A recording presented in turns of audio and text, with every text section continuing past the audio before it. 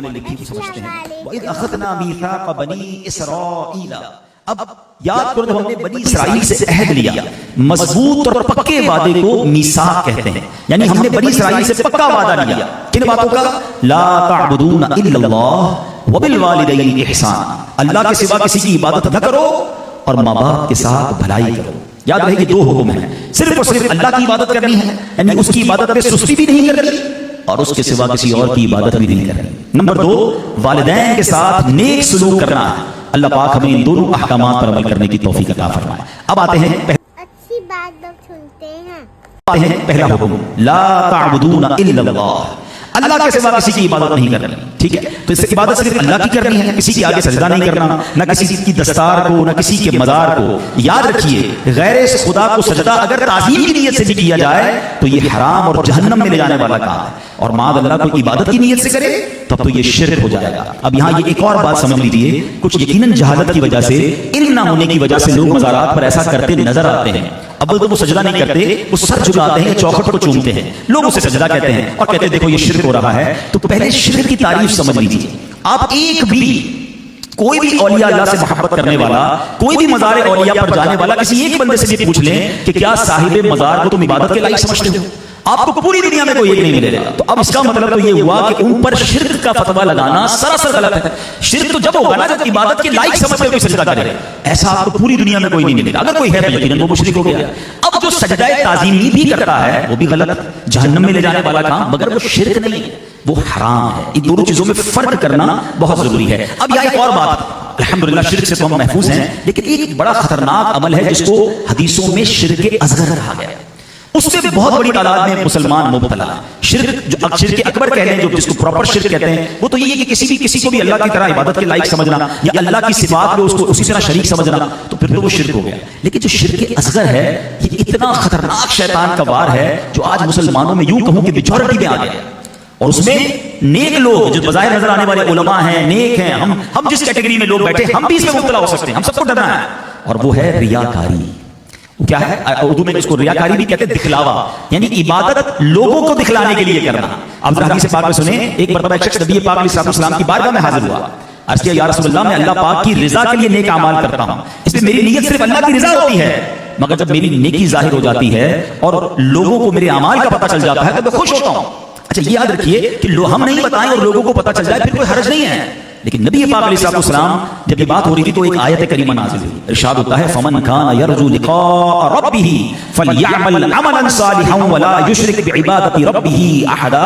تو جو اپنے رب سے ملاقات کی امید رکھتا ہو اسے چاہیے کہ نیک کام کرے اور اپنے رب کی عبادت میں کسی کو شریک نہ کرے.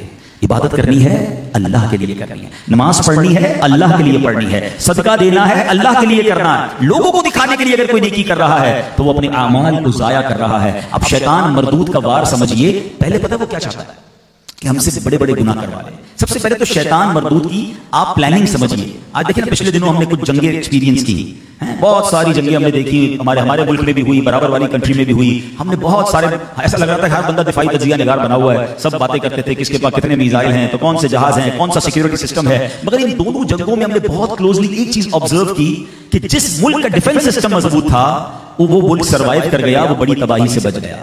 اور جس ملک کی جتنی قیمتی چیزیں تھیں اس نے بڑی سیکیور جگہ پر رکھی تو وہ اپنے دشمن کے وار سے بچ گیا. ایسا ہی تھا. اب اگر میں آپ سے سوال کروں کہ آپ اور میرے پاس سب سے قیمتی چیز کیا ہے، بتائیے نا؟ ہمارا ایمان ہے. یہ ہمیشہ یاد رکھیے گا، دنیا کی کوئی دولت، دنیا کی کوئی نعمت ایمان کے مقابلے میں کچھ بھی نہیں. ایمان نہیں تو کچھ بھی نہیں. ٹھیک ہے، اور اس ایمان پر اٹیک کرنے والا سب سے بڑا دشمن کون ہے؟ شیطان. جب تک دشمن کو پہچانیں گے نہیں نا بچ نہیں پائیں گے. اچھا اب شیطان کے مقابلے میں ہمیں سیکیورٹی سسٹم کیسا رکھنا چاہیے تھا، لیکن کسی کو فکر ہی نہیں ہے کہ شیطان کے ویپن کیا ہیں، شیطان کے ہتھیار کیا ہیں، وہ کیسے میرے ایمان کو چھین سکتا ہے، وہ کیسے میرے اعمال کو برباد کر سکتا ہے. اتنا خطرناک دشمن ہے. دیکھیں جب تک دشمن کی اسٹرینتھ پتہ نہیں ہوگی آپ کیسے مقابلہ کریں گے. شیطان سوتا نہیں ہے، ہم سوتے ہیں. شیطان تھکتا نہیں ہے، ٹائر لیس، ہم تھکتے ہیں. شیطان ہمیں دیکھ سکتا ہے، ہم شیطان کو دیکھ نہیں سکتے. ہم شیطان کو چھو نہیں سکتے. شیطان ہمارے بلڈ کے اندر، خون کے اندر گردش کرتا ہے، ہمارے خیالات اور ہمارے دل میں وسوسے ڈالتا ہے. اس قدر خطرناک دشمن ہے. But nobody cares. بات بھی نہیں کرتے لوگ، سوچتے بھی نہیں کہ یار اس کے حملے کیا ہیں، یہ کیسے میرا ایمان چھین سکتا ہے. دیکھیں وہ مردود ہوا ہے اللہ کی بارگاہ سے اور وہ چاہتا ہے میں مسلمانوں کو بھی جہنم میں اپنے ساتھ لے جاؤں. تو اپنے ایمان بچانے کی فکر کیجیے. اور اسی شیطان کے کاموں میں پتہ ہے شیطان پہلے کیا چاہتا ہے؟ ہم سے کوئی بڑے گناہ کروائے, قتل کروا دے, شراب پلا دے, جوا کروا دے, کسی مسلمان پر زیادتی کروا دے, بڑے بڑے گناہ کروائے. جب یہ دیکھتا ہے نا یار یہ اتنے بڑے گناہ نہیں کر رہا, پھر یہ چاہتا ہے کہ یہ بندہ نیکیاں چھوڑ دے, نماز چھوڑوا دوں, روزے چھوڑوا دوں, زکات چھوڑوا دوں, حج نہ کرنے دوں, نیکی نہ کرنے دوں. مگر جب یہ دیکھتا ہے نا کہ یہ نیکی بھی نہیں چھوڑ رہا, یہ تو نمازی ہے, یہ تو روزہ دار ہے, اتنا مردود ہے پھر بھی نہیں تھکتا. اب یہ دوسرا راؤنڈ اباؤٹ گھوم کے آتا ہے, کہتا ہے اچھا نیکی کر رہے ہو نا, کر لو, اب میں تمہاری نیکی ضائع کروا دوں. اور وہ کیسے ضائع کرواتا ہے؟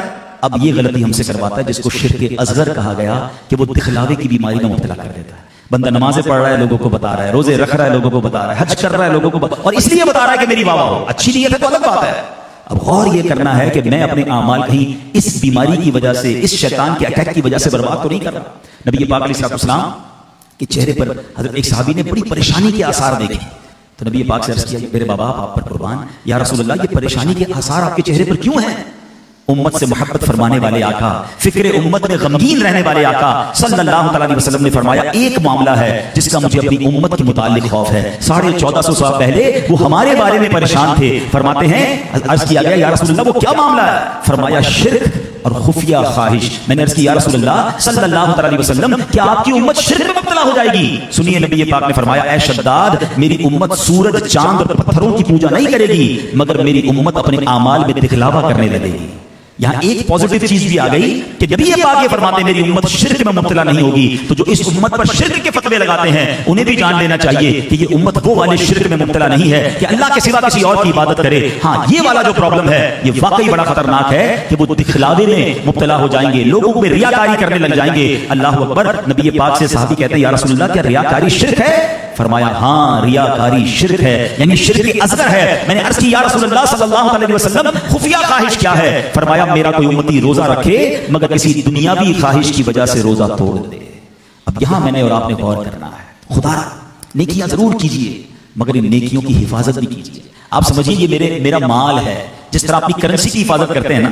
ایک ایگزامپل کے ذریعے ریاکاری کو سمجھاتا ہوں. ایک شخص تھا, اس کی بچی پیدا ہوئی.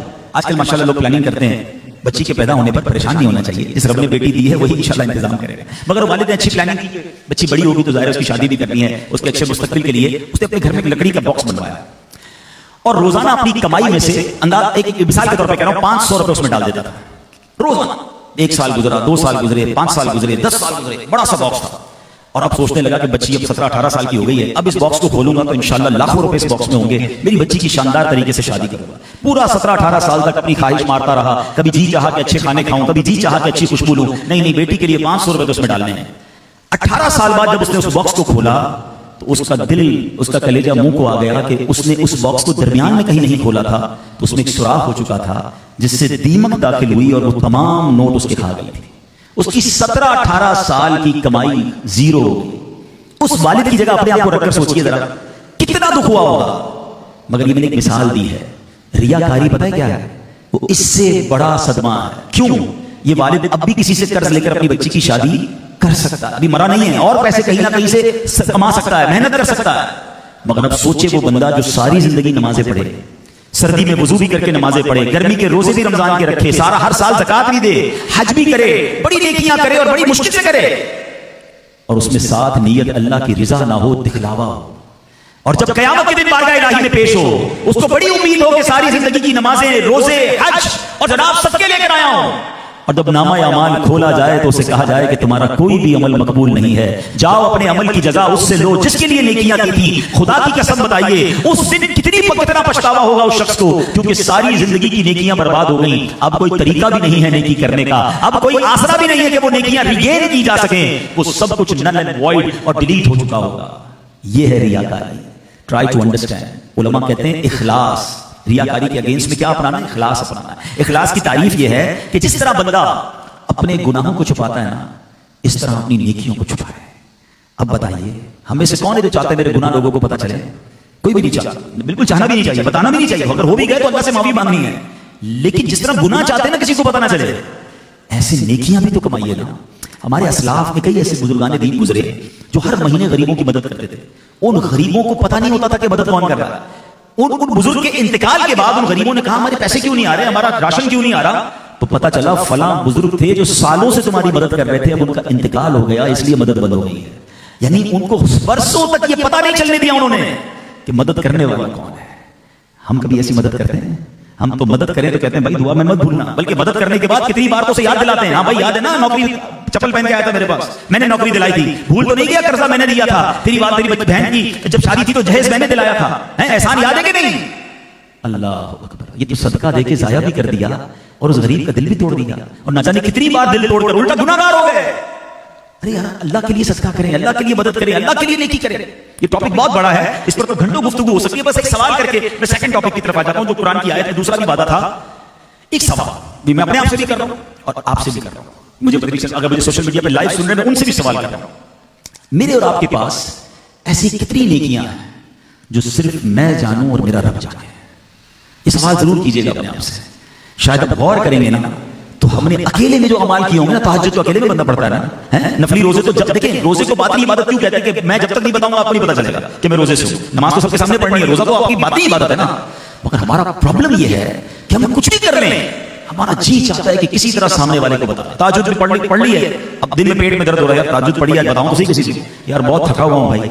خیریت سے کیوں تھکے ہوئے؟ وہ میں تہجد سے اٹھ جاتا ہوں نا. اچھا تہجد بھی پڑھتے ہیں، او بس ساڑھے پیسے وصول ہو گئے. اس کو پتا چل گیا کہ میں نے تہجد پڑھی. وہ اللہ کے بندے تہجد ڈیلیٹ ہو گئی.